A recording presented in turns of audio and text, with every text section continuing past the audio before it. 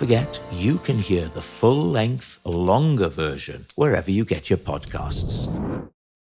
A lot of the people that I talk to on this series, I know them and I've met them in all sorts of different circumstances, but none more singular than today's guest, the brilliant, and I use that word advisedly, Curtis Stigers. Welcome. Thank you. So lovely to see you, It's sir. And great to see you. nice of you to say brilliant. I am a huge fan. And you know that's true because I have come to see you now. Not only do you come to see me with my band at Ronnie Scott's, but you come down to the green room and you hang out and you regale us with fabulous stories, most of which I believe are true. Yes. And the ones that aren't true, we forgive you because they're funny. I'm like some old actor coming down and sitting there and, well, I must tell you about. And we just sit back and bask in your glow. We'll talk more about your show because the live show that you do is beautiful. But just tell people how we met because it's an interesting story. We met in Geneva, didn't we? Yes. Yeah. And I was a fan of yours already. Ditto. I also like my work. It's a good thing. It's a good thing. At least the two of us. Yes. And we were there for the big watch convention. There was a huge convention in Geneva. Yes. Of watchmakers. And we were hired by I believe it was the IWC, IWC, the International Watch Company. I don't know. And to basically create or to take part in a gala performance that included dancing girls, a full orchestra with big bands, so strings and it was Pepe's, some Swiss guy. That was his name. He was very famous within a certain, and there was, now who was it who was there going, I know Corrida?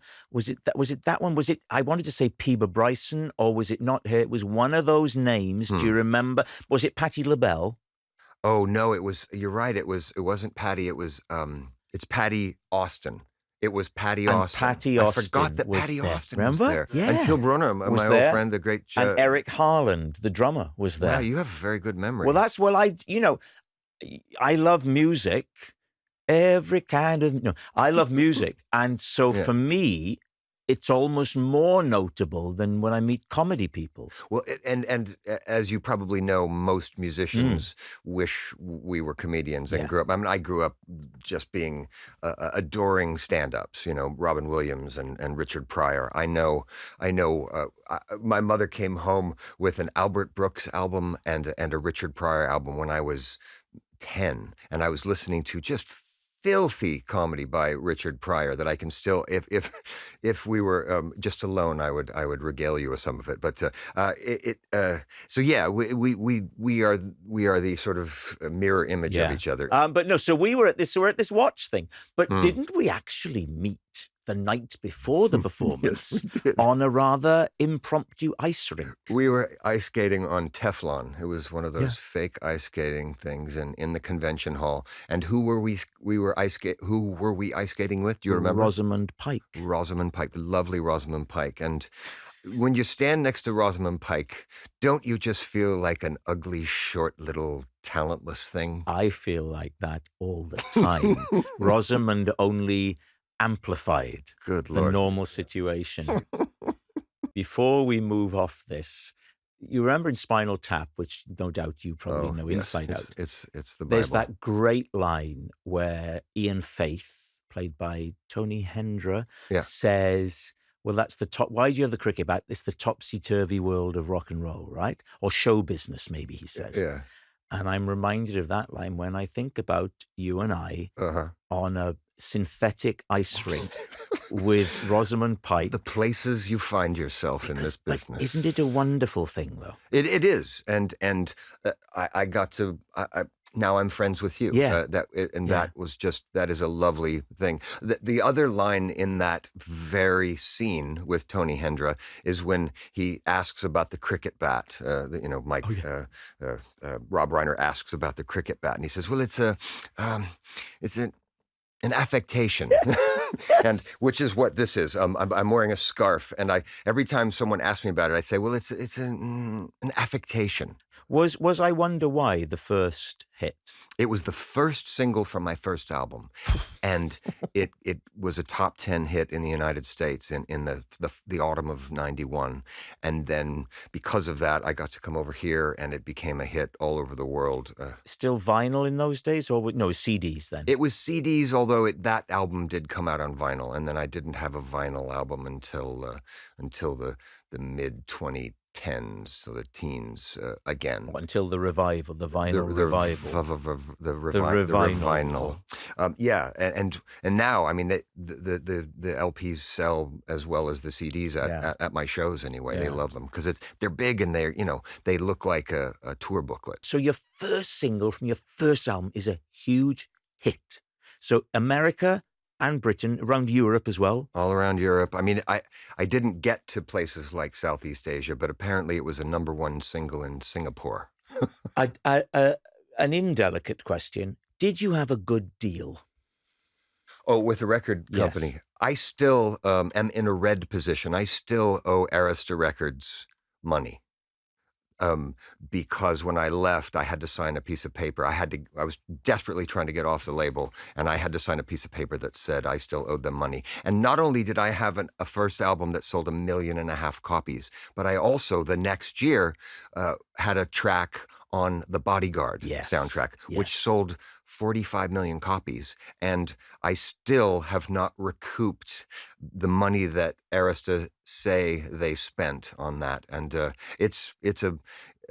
record business is very tricky. Now, that said, the record business was a lot better for artists back then than it is now. Isn't that the irony? Yeah. Now there's no way to make money as a recording artist. I'm sure that Taylor Swift makes money selling her records, but it's because she's remade them again and because she goes out and sells a lot of T-shirts. Was Clive Davis the It head was honcho? Clive and I have to have a soft spot in my heart for Clive because I have a career because of the interest he took in me early in my career. And when I went in, I was in New York City. I was discovered playing in in a little jazz trio in a little restaurant on the Upper West Side. And I got a very good lawyer and a very good manager, and they created a buzz. They created a little feeding frenzy. So by the time I signed with Arista Records, there were 6 or 7 other labels throwing money at me and offering me a big deal. That was back in those days. And Late 80s? 1990 it was. 1990. And you said I Wonder Why was 91. And it came out in the autumn of '91. So I spent quick. I spent a year or so writing more songs and getting to write with some amazing people. And but he put a lot behind me.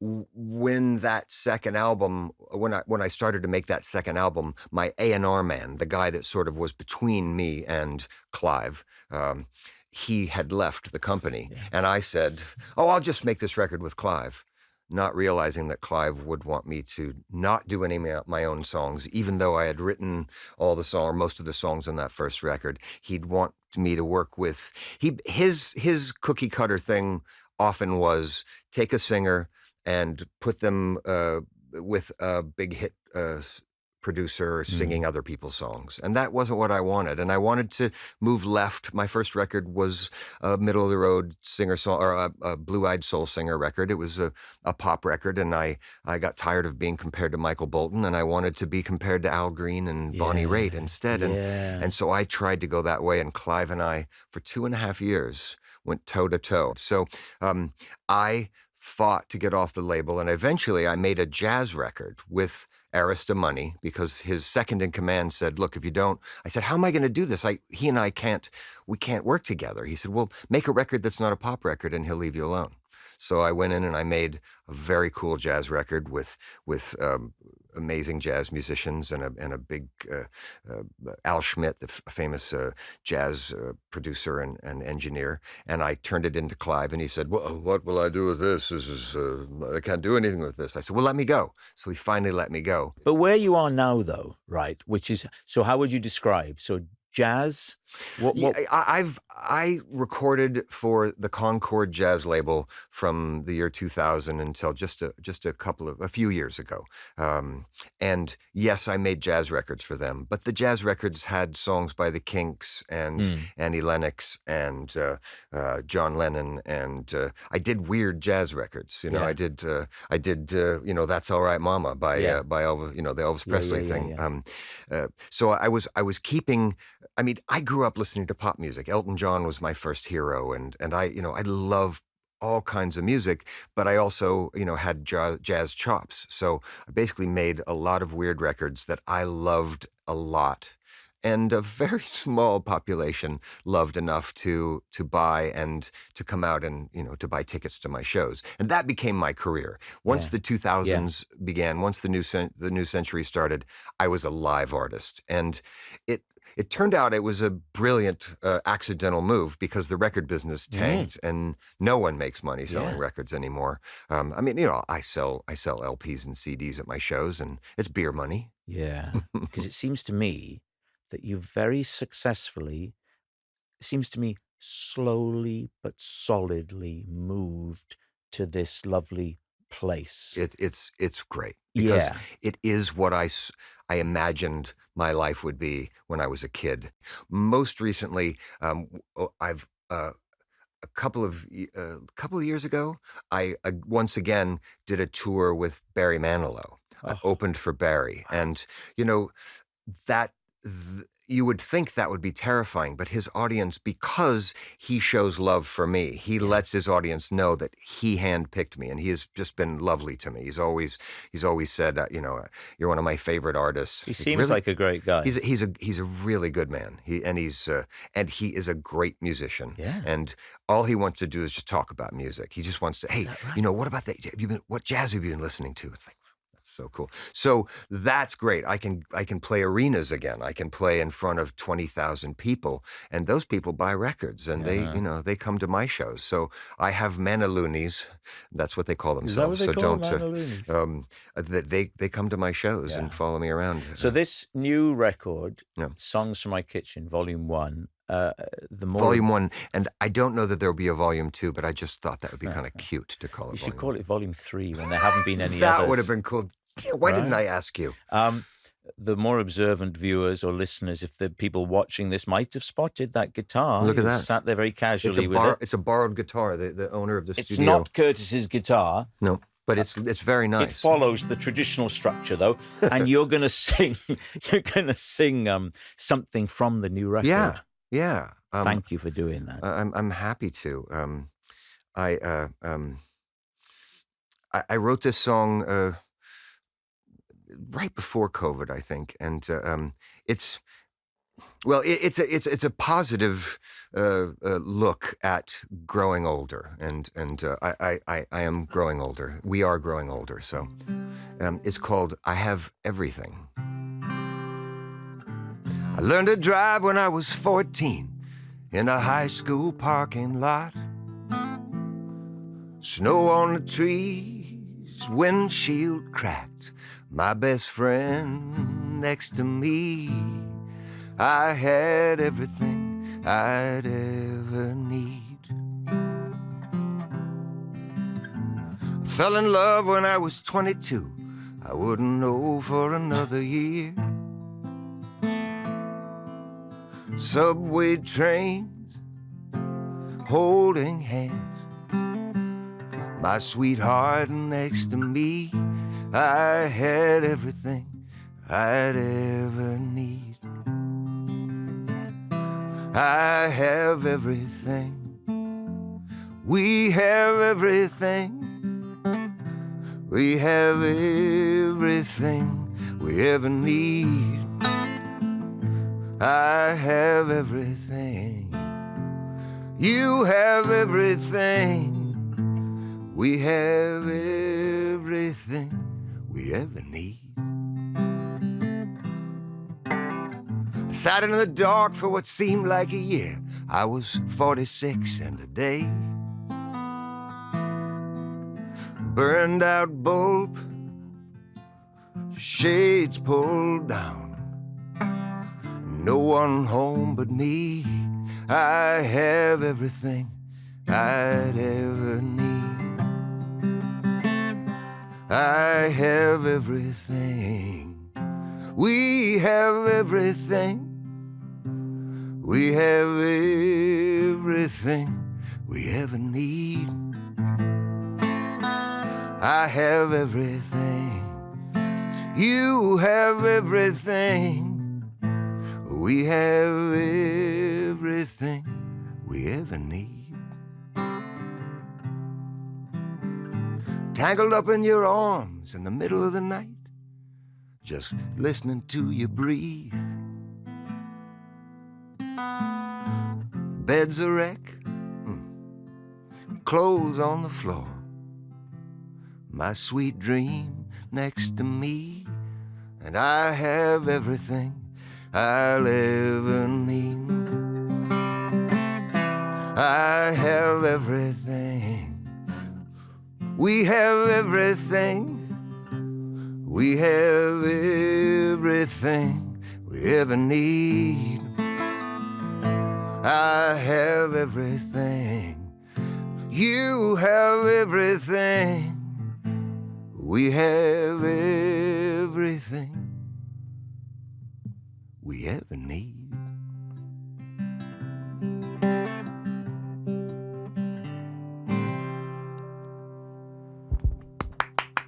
Everything. That was lovely. Thank you. That was my whole life right there in one little song. You know, things evolve.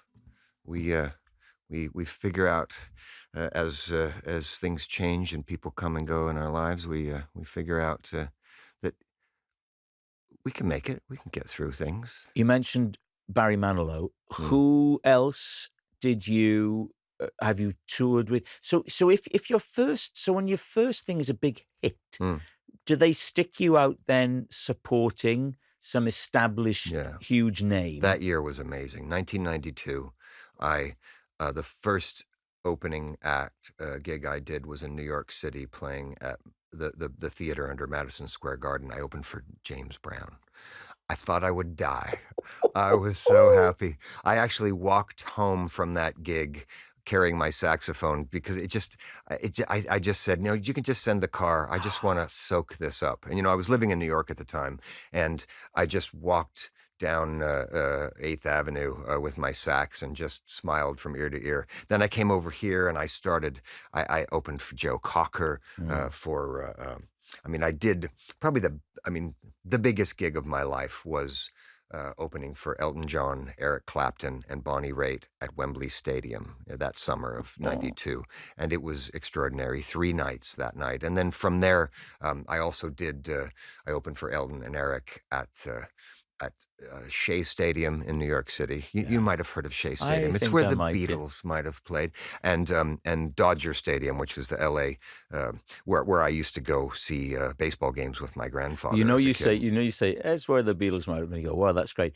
But if you're a touring comedian in Britain, as I am, the Beatles have played a lot of places. You'll be in some pretty unprepossessing old theater, and they'll have something on the wall. Oh, the Beatles are here. There's a place. Is it Stroud? There's a place there. Well, they played all. They played everywhere. They played all over. It's so funny, but it's that kind of romanticization when Americans come over and want to go to Liverpool. Yeah, I want to see Liverpool. And same when Brits go over to want to go to Memphis. Yes, of course. I want to see Graceland. Yes. And you go to Graceland, it's like it's on the North Circular. And it's not that big of a house. No. You think of Graceland, it must be just like the. I always used to think as well. Oh, it's kind of the way they photograph it. It's up on a hill. It's on a slope. It's on a tiny gradient. We could make up a song.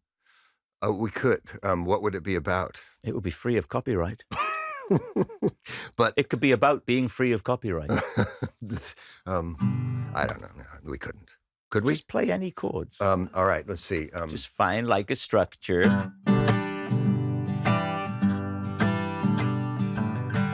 Well... Go on, Rob. Okay.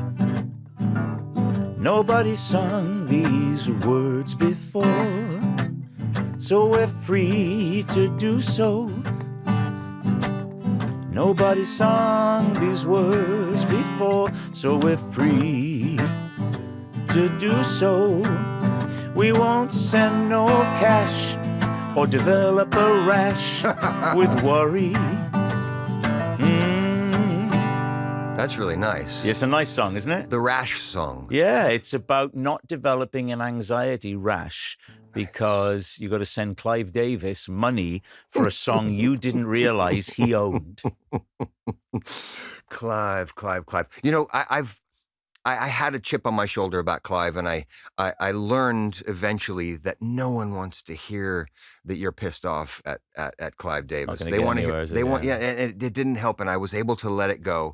And then you came on my podcast, and I kept bringing him up. But he put out an autobiography, a memoir. Yeah, and he dedicated like a page to me.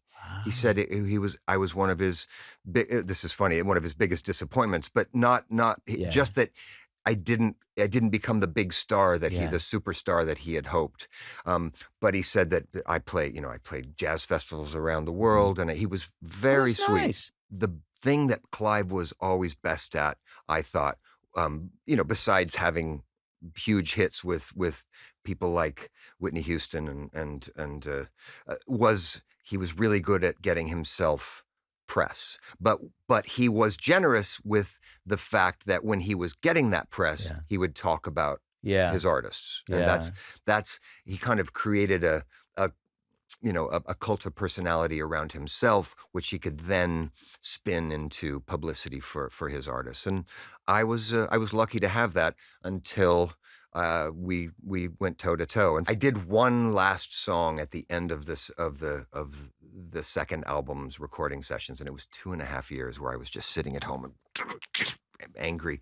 And so I finally did do a song that I didn't really want to do with a producer that I admired or I respected, but it wasn't somebody I wanted to. But it just wasn't the right fit. And it's the first song on my second record, and it's still, when I hear it, it just makes me crazy. Oh. And there are people that just love that. So what do you know? That's interesting, isn't it? If there's something that you're not happy with, but your fans like it. But luckily, it wasn't a hit. Yeah. Then that was the thing where, in the end, I was vindicated a little bit. It was like, in the worst way, in that it was a stiff. Paul Simon put out a record a few years ago. I think it was called In the Blue Light. And he had re-recorded some of his old solo songs, from right across the years, from stuff like, was it Some Folks' Lives Roll Easy, which is quite an early solo one, right up to recent stuff. I have to check that out. I don't know it. Oh, it's interesting. It's got very much a jazz. I think you'd like it. Yeah, I'm sure. I love Paul Simon. In the notes for it, he said in that kind of diffident way of his, well, there are some, I wasn't happy with how they come out, which is all well and good, but there are a few in there I loved, and you slightly think, oh, but I really like that.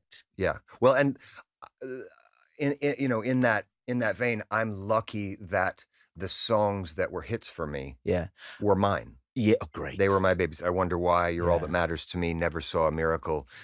Their songs, and then later on the theme song from Sons of Anarchy. I wrote that, and that a lot of people came to me late in my career because of that.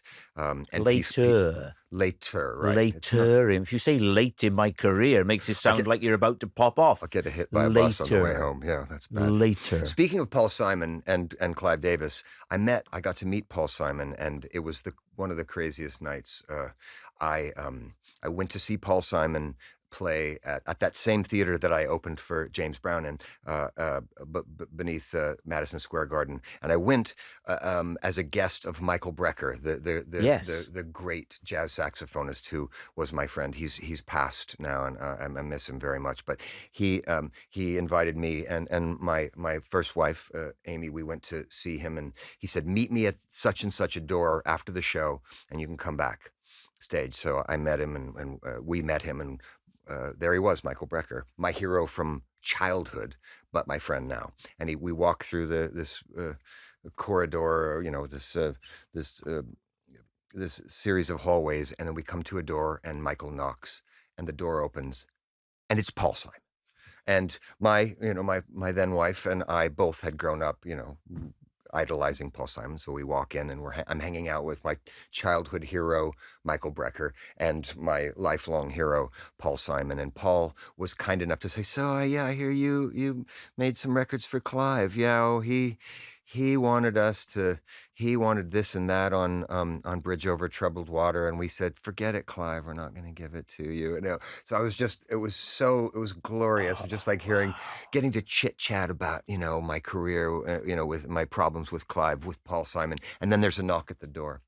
And he says, oh, excuse me. And he walks to the door. And again, it's just the four of us in this room. He opens the door and it's James Taylor. Another one of my absolute, and so he walks in and, hi, how you doing? And Paul says, oh yeah, I heard you were in the audience tonight. I was thinking about my guitar playing the whole night. I was so worried. No. It was, so that, yeah, I mean, that's the kind of thing we get to. And you stood there and you're going, I don't want this to end. Oh, it was just, my wife and I afterwards, I'll bet when there was a knock on the door, there's a part of you going, oh, for God's sake, who's that now? I'm talking, I'm listening. Trying to have a conversation with Paul Simon and then here. The door opens and it's James Taylor. Yeah, that was a beautiful one. And that's been, I always said that, one of the great byproducts of being a temporary or a momentary pop sensation is you get to meet a lot of your heroes and then some awful people too, who I won't name. Oh. Will you tell me afterwards? I will indeed. I've been having fun with Curtis Stigers. Oh. He has a new record coming out, Songs from My Kitchen, Volume 76, and it comes Volume 1, and it's out in March. And wherever he is, he tours around our country, tours around the world. Go and see him. It's a brilliant night. Thanks, Curtis. Lovely to see you. Thanks, Rob.